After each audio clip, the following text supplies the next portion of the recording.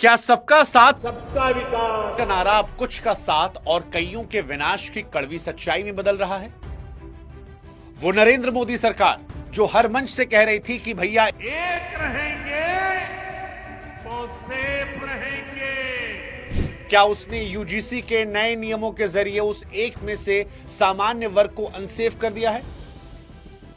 13 जनवरी 2026 को नए यूजीसी नियम जो आए, उनका मकसद कॉलेजेस में ऊंच नीच और भेदभाव को रोकना था, जो बहुत अच्छी बात है। लेकिन जब आप नियमों की गहराई में जाते हैं तो फिर सामान्य वर्ग के छात्रों के मन में जो डर है वो आपको दिखाई पड़ता है। यह सवाल उठता है कि क्या सामान्य वर्ग अब कानूनी सुरक्षा के मामले में अलग थलग छोड़ दिया गया है?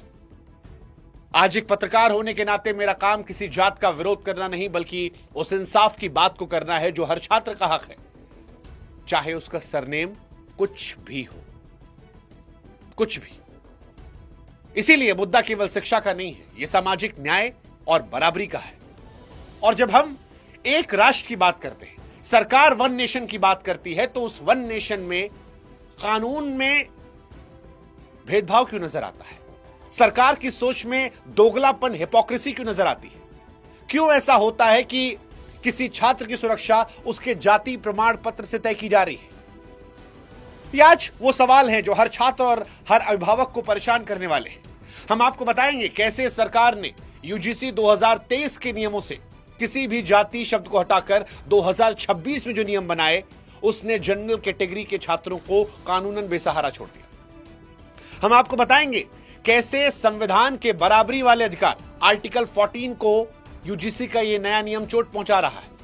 हम आपको बताएंगे कि कैसे विष्णु तिवारी जैसे अनेकों उदाहरण हैं जहां पर झूठे केसेस ने मासूम परिवारों को तबाह कर दिया है। साथ ही आज हम ये कड़वा सवाल ही पूछेंगे कि आखिर पुरखों की गलती की सजा आज के बच्चों को क्यों मिल रही है जो सिर्फ पढ़ना चाहते हैं?